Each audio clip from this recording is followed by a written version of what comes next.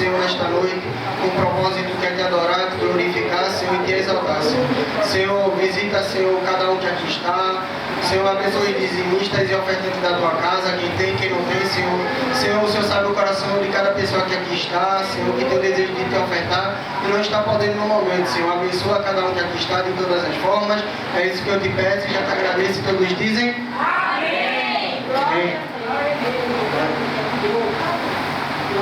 Salve a igreja com a paz do Senhor. Amém. Deus te abençoe.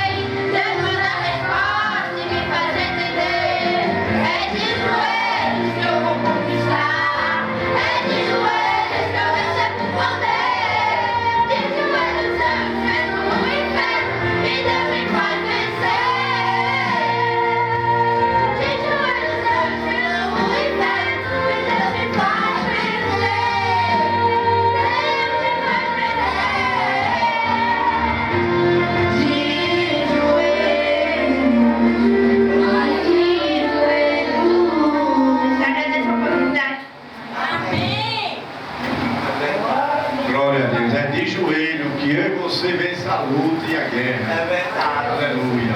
Nosso presbítero Denis está com a oportunidade de trazer a mensagem nesta noite. Glória a Deus. Glória a Deus. Amém?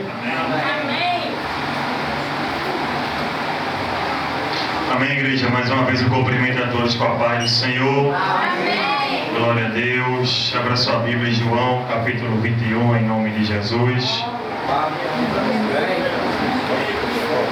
Deixa aí.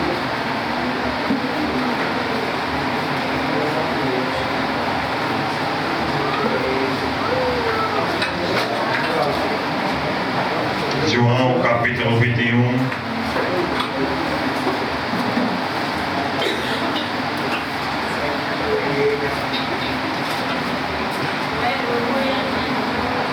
A partir do versículo 7.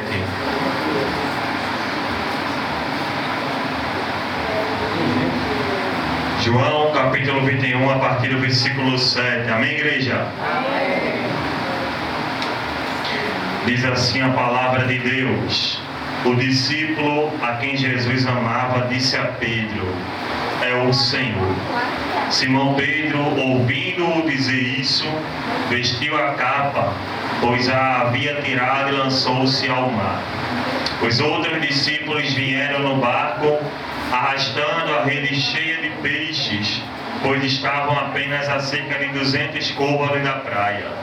Quando desembarcaram, viram ali uma fogueira, peixes sobre brasas e um pouco de pão.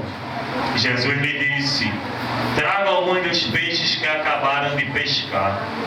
Simão Pedro entrou no barco e arrastou a rede para a praia. Ela estava cheia, tinha 153 grandes peixes. Embora houvesse tantos peixes, a rede não se rompeu. Jesus lhe disse: venham comer. Nenhum dos discípulos tinha coragem de lhe perguntar: quem és tu? Pois sabiam que era o Senhor. Amém? Amém. Pai amado, Pai santo e querido, nós te louvamos, Pai, por esse domingo de culto abençoado pela tua presença, Deus, a qual tu tem manifestado a tua graça em nosso meio, Pai. Neste momento, Senhor, coloco mais uma vez a minha vida diante de ti, Senhor, reconhecendo que eu nada tenho, que eu nada sou, que eu nada faço, Pai, se de ti não for me dado, meu Deus. Mas eu te peço, Senhor, encarecidamente, derrama da tua graça, Senhor, na exposição da tua palavra e fala aos corações da tua igreja, Pai. Fala aos corações do teu povo, Senhor. Abre os ouvidos e a mente dele, meu Deus eterno, para que recebam de bom grado a tua palavra, Pai. Assim eu oro, meu Deus eterno, com o coração cheio de fé e gratidão, e te peço tudo isso no nome de Jesus. Amém. Podem aceitar? Glória a Deus. Hoje eu quero ministrar sobre a restauração de Pedro.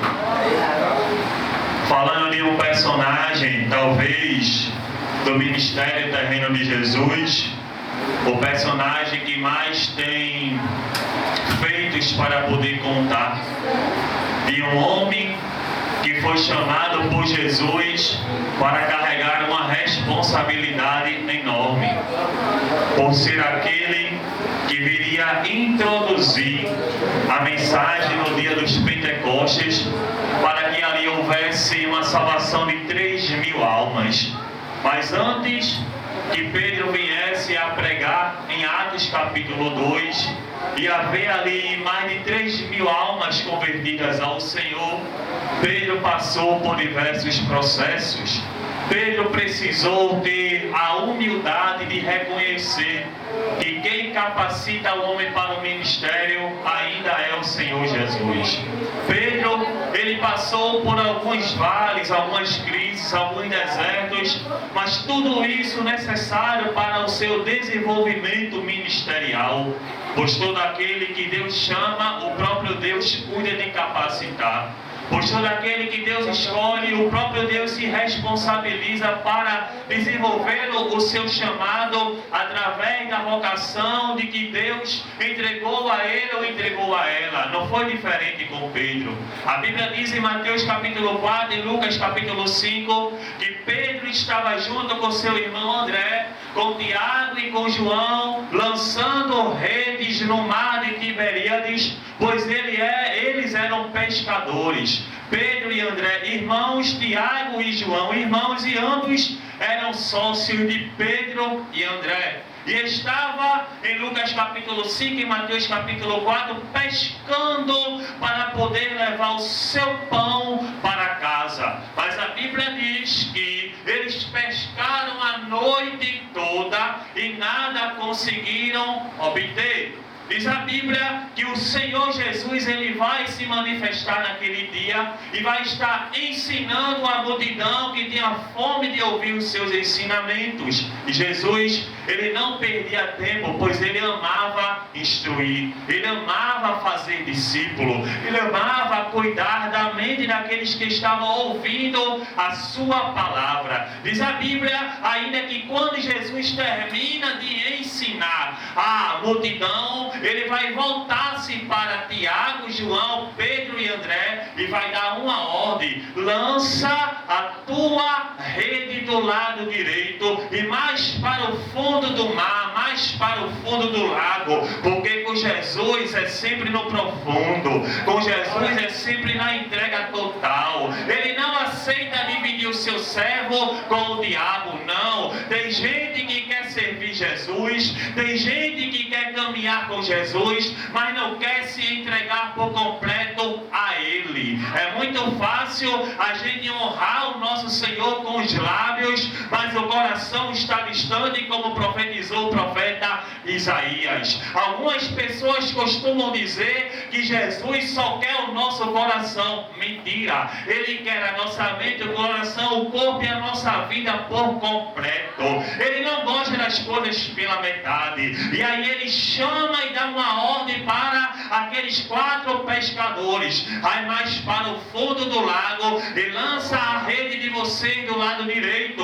Aí agora vem a notícia da frustração: mestre, nós lançamos a rede a noite toda, durante toda a vigília, e nada conseguimos pescar, nenhum peixe nós conseguimos obter, mas por causa da tua palavra nós iremos lançar a rede mais uma vez. E bom é quando o homem está debaixo da palavra de Deus. Bom é quando o homem está debaixo da obediência à palavra de Deus. Você quer ser próspero na sua vida? Esteja em obediência àquilo que Deus fala para você. Você quer ter uma vida feliz? Esteja submisso à palavra que Deus dirige a você. Eles olharam para a frustração e disseram: eu não vou desobedecer a esta ordem, porque quem está autorizando a gente lançar a rede é o Senhor. E aí eles lançam a rede do lado direito.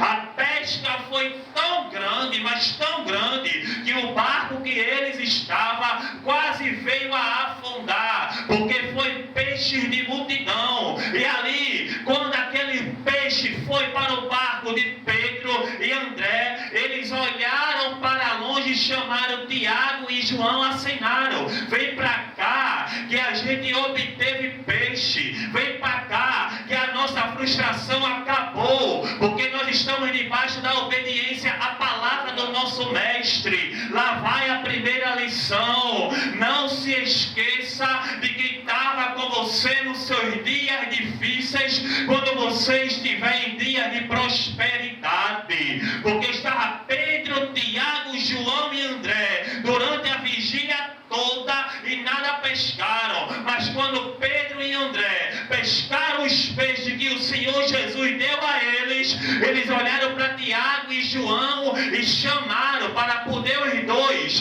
compartilhar da sua vitória. Tem gente que quando está na pior gosta de fazer amizade, gosta de ter pessoas por perto, gosta de se vitimizar, mas quando é honrado, quando alcança a prosperidade, esquece daqueles que estavam com calamidade. A primeira lição é: não se esqueça de quem esteve com você no dia das suas lágrimas. Não se esqueça de quem acompanhou você na trajetória do seu sofrimento. Não deixe para trás as pessoas que lhe fortaleceu no dia da sua adversidade. O Senhor Jesus está dizendo: lembra aquela pessoa que você olhava para ela, conversava com ela, ouvia ela, chorava perto dela e dizia: você é meu amigo, você é minha amiga, eu preciso de você, você precisa de mim. Lembre-se essa pessoa. Quanto tempo faz que você não liga para pessoas importantes na sua vida? Quanto tempo faz que você não manda uma mensagem no WhatsApp para alguém que foi importante para a tua vida? O Senhor Jesus está dizendo: lembra do dia que tu estava no sofrimento, mas teve alguém segurando na tua mão. Aleluia.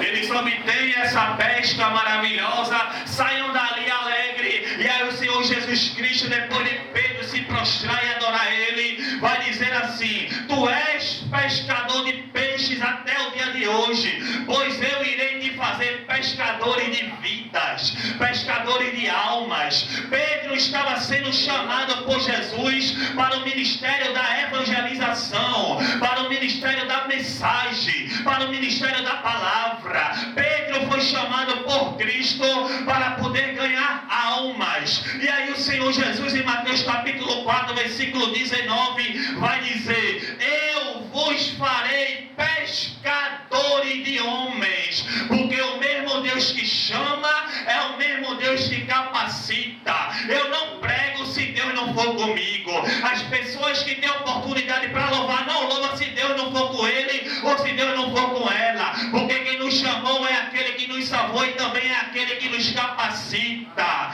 Aleluia. Mas sendo que no começo foi esse convite de Jesus para Pedro, porém Jesus não falou para Pedro de início o processo que ele teria que passar, o que ele teria que suportar, o que ele teria que enfrentar seguindo Jesus. Diz a Bíblia que agora eles começaram a andar com o Senhor Jesus, recebendo ensinamento, sendo doutrinado. E certa vez a sogra de Pedro estava enferma, estava doente, e o Senhor Jesus, na cidade de Cafarnaum, foi até a casa da sogra de Pedro, estendeu a mão sobre ela e repreendeu a febre. Ela estava acamada, mas no momento que Jesus repreendeu a febre dela, ela passou a servir. Lá vai a segunda lição da mensagem. Tem muita gente que não está servindo mais porque está com doença espiritual, está com enfermidade espiritual,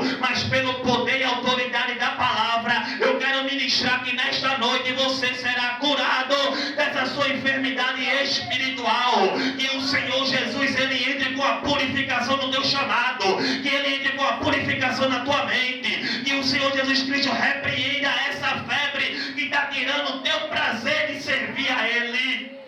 Aleluia.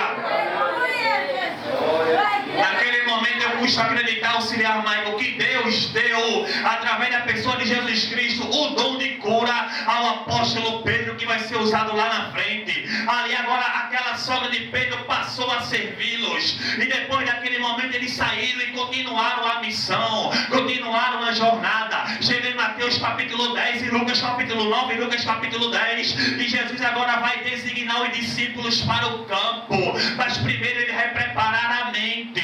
Ele vai dizer que deu autoridade para os discípulos para poder curar enfermo, purificar leproso, ressuscitar morto. De graça recebeste, de graça também tu compartilha. Ali os discípulos estavam recebendo do Senhor Jesus um aperfeiçoamento ministerial, uma autoridade ministerial. Para quê? Para poder servir no campo, porque servir na igreja é uma coisa, servir aí fora é outra. Aí fora a luta é maior, aí fora a batalha é maior, aí fora é muito fácil também eu querer pregar aqui dentro somente para crente e não saber evangelizar lá fora. Eu preciso pregar para a igreja aqui e também preciso pregar para as pessoas que estão lá fora. E aí Jesus Cristo vai preparar Pedro e os outros 11 discípulos para este campo, para essa jornada de evangelização, para essa jornada ministerial.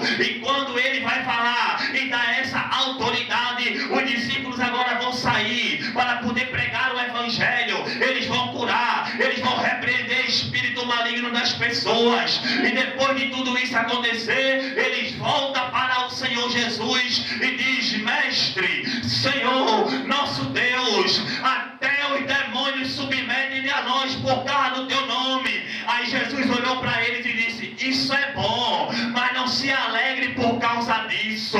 A alegria de vocês deve estar que vocês têm o seu nome escrito no livro da vida.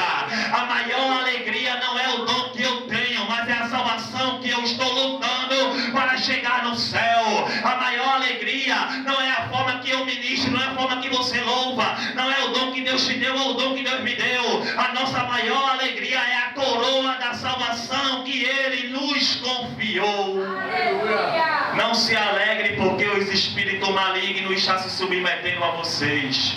Se alegre porque o nome de vocês está escrito nos céus. Quantos aqui tem o nome escrito nos céus? Oh, glória a Deus. E aqueles que não levantaram a mão, profetizo que você vai levantar.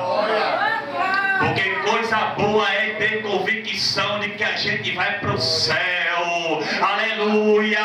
A gente precisa entender algo aqui, que o chamado é bom, pregar é bom, louvar é bom, servir a Jesus é maravilhoso, mas o céu é maior do que todas essas coisas. Eu quero dizer uma palavra para você: não desista do Evangelho, não desista de Jesus, não largue a sua cruz, porque o céu está muito próximo de vir buscar a gente e a gente ir morar com o Senhor Jesus para sempre.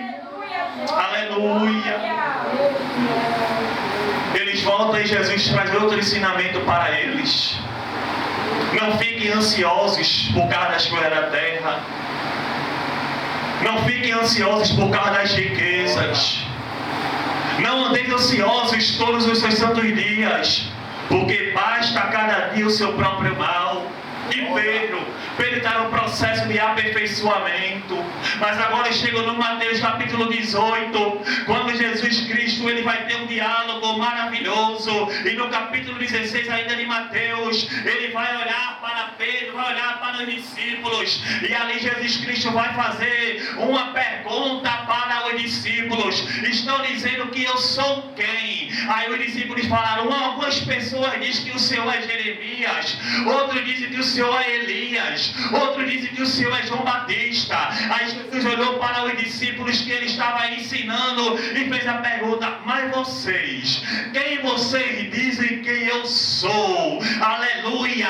Quem é Jesus para você? Será que Jesus é somente aquele gênio da lâmpada mágica que a gente só quer buscar ele quando está precisando de alguma coisa? Será que Jesus Cristo é aquele que a gente só busca em meio à enfermidade? Será que Jesus Cristo é aquele que a gente só busca no dia da calamidade? Será que Jesus é aquele que a gente usa um pouquinho depois que largar ele, descartar ele, desprezar ele, desonrar ele? Aí Jesus olhou para os discípulos e disse: quem vocês dizem que eu sou?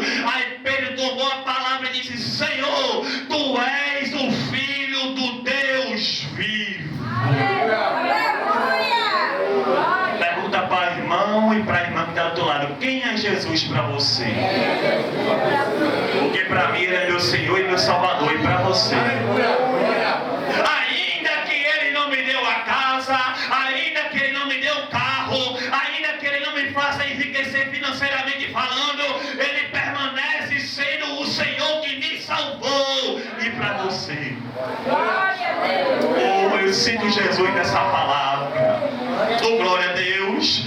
Aí Jesus Cristo olha para Pedro, pastor Ivaldo, e diz: disseste bem, porque não foi nem carne e nem sangue que revelou isto a você, Pedro, mas foi o meu Pai que está no céu. Quer ter comunhão com Deus, quer ter comunhão com Cristo, quer ter comunhão com o Espírito Santo? Se aprofunde no chamado que Deus tem para você. Se aprofunde na oração, se aprofunde no jejum, se aprofunde na palavra, porque tem muita gente que gosta de falar depois do culto. Jesus Cristo nem falou comigo porque está esperando profecia, está esperando revelação, mas eu te garanto você abrir a Bíblia, você vai ver Deus falando diretamente com você. Porque para muitos o culto só é bom quando tem revelação ou profecia, ou quando Deus entrega um recado para mim de maneira instantânea. Não, a palavra ainda é maior do que os dons.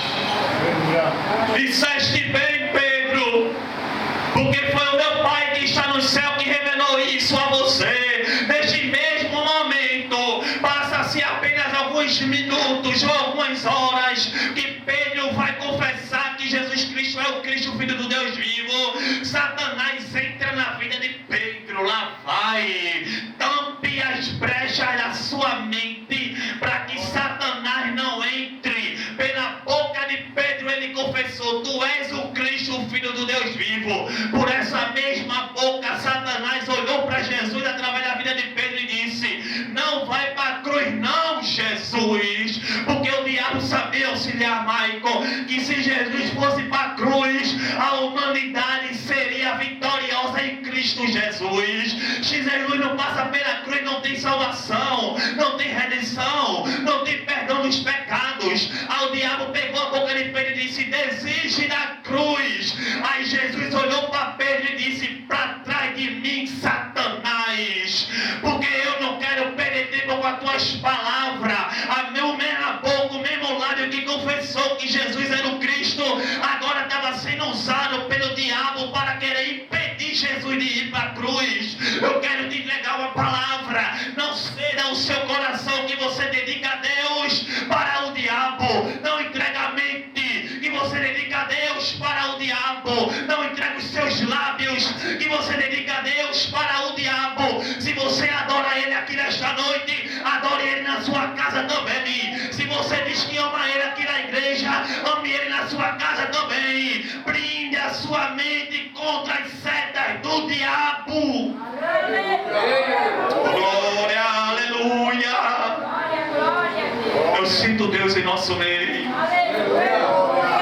Bendito seja o nome de Jesus. Quando Jesus fala isso para Pedro, através ali daquela mensagem que não provinha verdadeiramente do céu, agora passa-se outro momento, e Jesus Cristo está disciplinando, está doutrinando, está instruindo, está fazendo discípulo, e os discípulos que seguiam Jesus estão aprendendo. Aí chega um momento que Pedro se achou tal. Aqui é o perigo de todo homem e de toda mulher de Deus.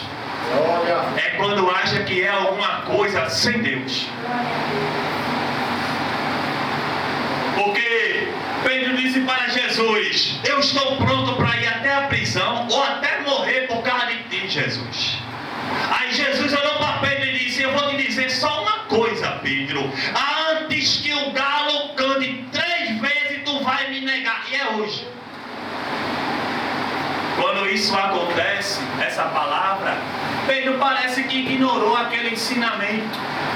Jesus estava dizendo para ele: eu conheço o que vai acontecer amanhã na tua vida, Pedro. Aí Pedro disse assim: Senhor, eu fazer isso de modo nenhum. Eu estou pronto para ir contigo. E Jesus, conhecendo Pedro, dizendo: meu Deus, ele nem imagina o que eu vou permitir acontecer na vida dele. Lá vai, a autoconfiança no ser humano anula a graça de Deus. Pedro disse: eu estou pronto para morrer, eu estou pronto para ir para a prisão por causa de ti. Jesus dizendo: tá não, mas a minha graça vai te capacitar para que isso aconteça. Aleluia. Glória.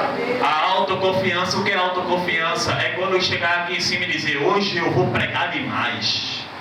É quando você tem a oportunidade e vai começar a cantar isso: hoje eu vou louvar, que a igreja vai acender, que o céu vai descer, que o poder vai descer, que a glória vai descer. E quando você pega o microfone não sai nada. Todas as vezes que o ser humano está indo para o caminho do ego, do orgulho, da soberba, Deus permite alguns acontecimentos só para que a gente não caia no laço do diabo. Porque está assim de gente que começou o evangelho de forma humilde, mas se embaraçou no meio da caminhada. E eu disse hoje mais cedo e repito: terminar bem é mais importante do que começar bem. Porque tem muita gente que até começa bem, bem, mas no meio do caminho se desvia, se embaraça e termina mal. Ah, meu Deus do céu, porque Deus chamou Sansão, entregou a responsabilidade sobre a vida dele, ele começou bem e terminou mal. E você? Como é que está a sua vida hoje? Você começou bem? Amém. Mas como é que está o seu espaço durante a jornada do Evangelho? Será que você está tomando cuidado para terminar bem da mesma forma que você começou? Ou você está entrando no embaraço e não nasce e não tem se dado conta disso? Que o Senhor Deus, Ele repreenda toda seta contra a tua mente nesta noite. Eu sinto Deus nessa palavra. Que Jesus Cristo repreenda toda seta de Satanás na tua mente nesta noite. Talvez você chegou aqui nesta noite, nesta casa, neste domingo, com um pensamento totalmente desagradável. Mas eu quero ministrar pela autoridade da palavra que esse pensamento cai por terra agora. Laia mantaraia mantassora, bicho mantassé. O diabo está tentando te fazer parar. E Deus está te alertando. Cuidado com as conversas. Cuidado com as redes sociais. Cuidado com o vídeo que você vê. Cuidado com o perfil que você olha. Cuidado com a foto que você demora para passar. O diabo está querendo te tirar da presença. Cuidado. Aleluia. E Pedro está num processo de aperfeiçoamento. Jesus avisou a Pedro. Prenderam Jesus. Me aguente mais 5 minutos, diga amém. Amém. Prenderam Jesus.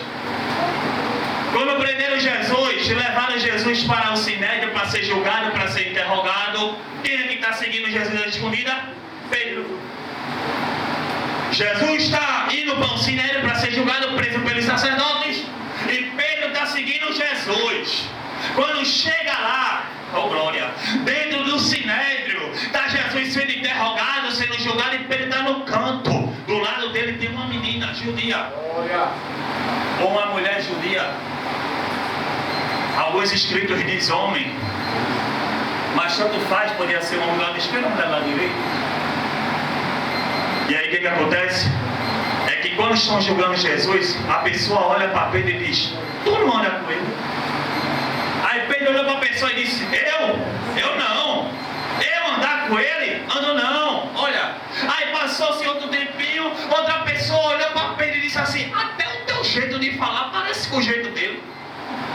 Aí Pedro olhou para a pessoa e disse assim: eu falo igual ele, falo nada. Aí passou-se outro tempo, aí chegou alguém para ele e disse assim: rapaz, certamente tu é crente, Pedro.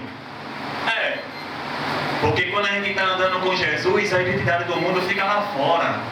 Porque quem está em Cristo, nova criatura é. As coisas velhas se passaram e tudo se fez. Glória. Eu amo Jesus porque Ele restaura identidade e dá identidade nova. Olharam para Pedro e Pedro dizendo: eu sou crente não, eu sou cristão, sou não, sou judeu, rapaz.